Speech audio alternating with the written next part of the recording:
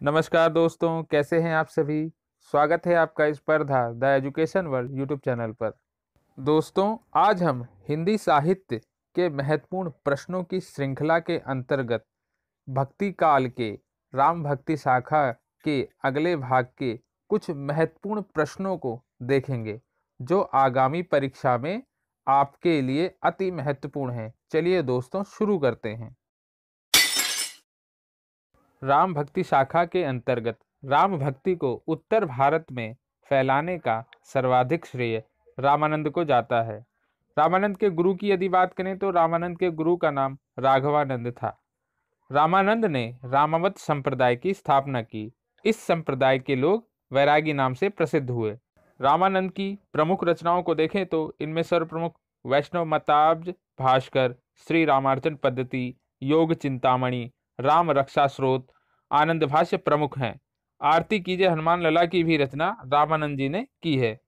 रामानंद के शुक्ल जी के अनुसार 12 शिष्य थे जो निम्न प्रकार है। सर्वप्रथम अनंतानंद, सुखानंद, सुरसुरानंद, नरहरियानंद, भावानंद, पीपा, कबीरदास, सेन, धन्ना, रैदास, पद्मावती और सुरसरी। राम भक्ति शाखा के अंतर्गत कृष्णदास पैहारी का भी महत्वपूर्ण स्थान है। ये अनंतानंद के शिष्य थे। इन्होंने गलता अजमेर में रामानंदी संप्रदाय की गद्दी स्थापित की। कृष्णदास पैहारी के दो शिष्य हुए, अग्रदास और कीलदास। अग्रदास ने राम भक्ति परंपरा में रसिक भाव का सर्वप्रथम समावेश कर रसिक संप्रदाय की स्थापना की। इन्हें अग्र अली भी कहा जाता है। अग्रदास के शिष्य प्रसिद्ध भक्तमाल के रचनाकार नाभादास जी हुए। नाभादास ने हिंदी में भक्तमाल की परंपरा का सूत्रपात किया। नाभादास तुलसीदास के समकालीन थे। राम भक्ति शाखा के प्रतिनिधि कवि की बात करें तो राम भक्ति शाखा के प्रतिनिधि कवि तुलसीदास हैं। तुलसीदास का जन्म 1532 ईस्वी में हुआ था और मृत्यु 1623 ईस्वी में हुई थी। इनके पिता आत्माराम दुबे और माता हुलसी थीं। इनकी पत्नी का नाम रत्नावली था। इनके गुरु की यदि बात करें तो इनके गुरु नरहरियानंद थे। ये रामानुजाचार्य के श्री संप्रदाय में दीक्षित थे और विशिष्टाद्वैतवाद दर्शन से प्रभावित थे। इनकी भक्ति की बात करें तो इनकी भक्ति दास्य भाव की भक्ति थी। तुलसीदास के प्रमाणिक 12 ग्रंथ माने जाते हैं। उन्हीं ग्रंथों में से कुछ महत्वपूर्ण प्रश्न इस प्रकार हैं। रामचरितमानस की रचना। रामचरितमानस की रचना 2 वर्ष 7 महीने और 26 दिन में हुई। रामाज्ञा प्रश्न एक ज्योतिष ग्रंथ है। तुलसीदास ने कलिकाल का वर्णन अपने रामचरितमानस और कवितावली में किया। कवितावली में तत्कालीन काशी में फैली महामारी का वर्णन कवितावली के उत्तरकांड में तुलसीदास ने किया। रामचरितमानस पर यदि सर्वाधिक प्रभाव की बात करें तो आध्यात्म रामायण का इस पर सर्वाधिक प्रभाव पड़ा।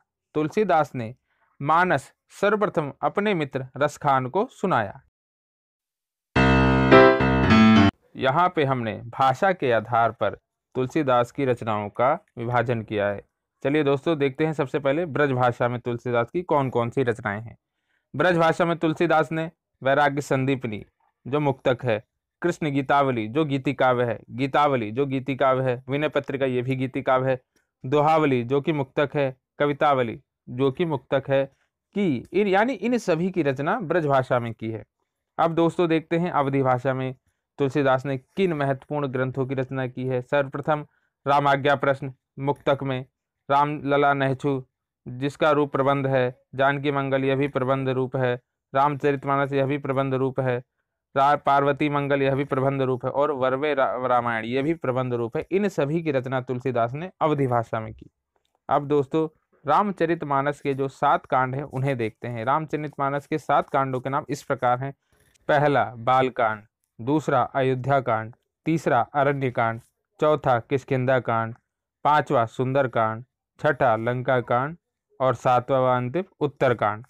ये 7 कांड रामचरितमानस के प्राण हैं। रामचरितमानस की रचना दोहा चौपाई शैली में तुलसीदास ने की है। इसमें 7 चौपाइयों के बाद एक दोहा दिया गया है। तुलसी ने दोहा चौपाई शैली की पद्धति को जायसीकृत पद्मावत के प्रेरणा स्वरूप अपनाई। अब दोस्तों रामचरितमानस से संबंधित कुछ महत्वपूर्ण प्रश्नों को देखते हैं।